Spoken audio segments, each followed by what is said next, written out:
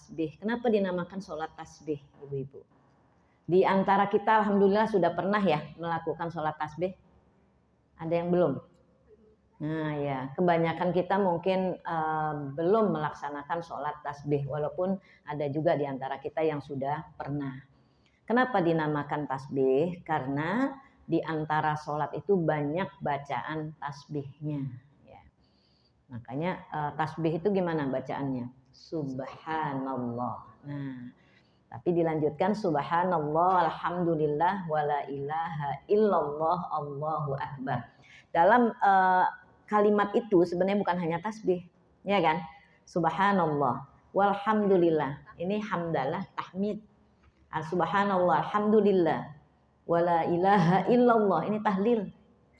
Wala ilaha illallah, Allahu akbar. Ini takbir.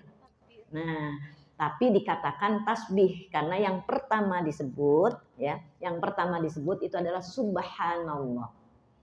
Biasanya kalau kita punya anak, itu anak yang pertama yang disebut. Ya kan, Bu? Ibu punya anak 12. Punya anak 12, yang pertama namanya Adam. Nah, namanya Mama Adam, Papa Adam. Ya kan?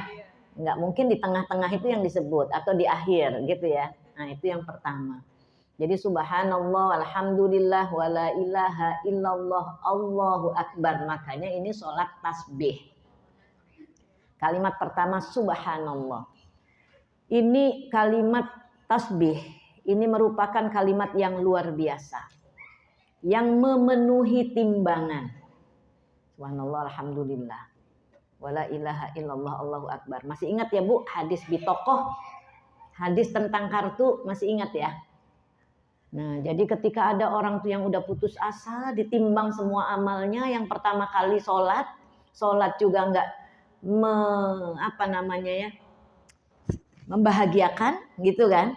Kemudian amal-amal lain ternyata juga nggak menolong, akhirnya terduduklah dia, kecewa dan putus asa, nggak ada lagi nih kayaknya. Habislah riwayat, masuk neraka. Karena kan faman ya'mal mithqala dzarratin khairan yarah wa man ya'mal mithqala dzarratin syarran yarah. Jadi timbangan itu dua aja, buruk berat keburukannya, berat kebaikannya. Kalau baiknya berat, maka dia masuk surga. Kalau dia yang berat itu amal jahatnya gitu ya, maka dia di neraka. Nah, ketika dia dalam kondisi yang frustasi begitu, sudah nggak ada harapan, tiba-tiba dipanggil, wahai hambaku, lihatlah ke atas. Lihat dia ke atas. Rupanya ada kartu. Nah, Bu, rupanya di akhirat tuh ada kartu juga yang menyelamatkan kita. Kalau di tengah masyarakat ini banyak kartu-kartu kan. Ada kartu BPJS. Kartu sakti. ATM, kartu apa lagi? Ya kan? Nah, kartu Indonesia Pintar, kartu Indonesia Sejahtera, ya kan?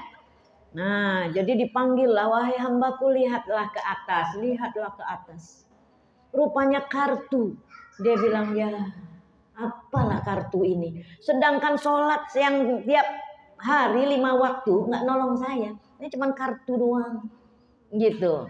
Tapi ketika kartu itu turun masuk ke timbangan, rupanya berat. Timbangan amal kebaikannya. Loh, ini kartu apa ini? Rupanya kartu tadi itu. Yang memberatkan timbangan, subhanallah, alhamdulillah, wala ilaha illallah, wallahu akbar. 2 kalimat yang memberatkan timbangan itu diantaranya la ilaha illallah. Nah, ibu-ibu yang dirahmati Allah, jadi sholat tasbih. Cuman kenapa banyak orang tidak melakukan sholat tasbih? Ini memang sholat beda pendapat, ada perselisihan. Ada yang menganggapnya ini sholat sunnah, kan sholat tatawu nih. Ada menganggapnya sholat boleh, mubah, nggak ada dosa, silahkan. Tapi ada juga yang enggak disunnahkan.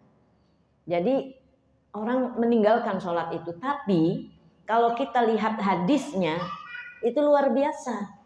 Ketika Rasulullah menyampaikan kepada pamannya Abbas, ya Bu, Abbas ini paman Rasulullah.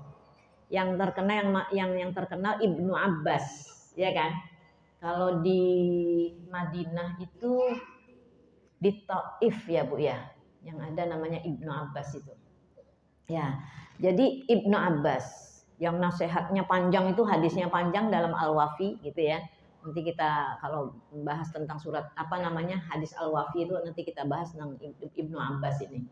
Jadi apa Rasulullah mengatakan kepada Abbas pamannya, wahai pamanku, mau nggak saya tunjukkan satu amal, satu perbuatan, mau nggak saya kasih hadiah yang luar biasa untukmu, yang kalau diamalkan ini menghapus dosa, mengangkat derajat, pokoknya gitu ya ininya, yaitu adalah sholat 4 rakaat. Nah ini sholat tasbih ini yang dikatakan dengan nama sholat tasbih.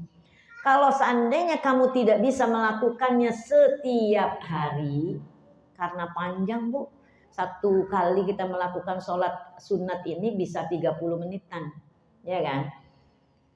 Jadi orang yang sholat duha 2 rakaat aja yang sebentar kan kadang nggak juga semua kan gitu ya. Kalau seandainya kita tidak sanggup melakukannya setiap hari, maka lakukanlah sepekan sekali. Ambillah hari istimewa kita hari apa? Hari Jumat, lakukan malam Jumat. Hari Jumat. Tapi kalau nggak bisa kita melakukannya setiap pekan, maka setiap bulan. Kalau kita tidak sanggup melakukannya setiap bulan, maka minimal setiap tahun. Kalau kita juga nggak bisa, nggak mampu melakukannya setiap tahun, lakukanlah seumur hidup itu sekali. Nah, jadi dengan hadis itu kayaknya ada anjuran, maka kita sampaikan ini, lakukanlah walaupun sekali dalam seumur hidup kita. Pernah merasakan sholat sunat tasbih. Nah gitu ya.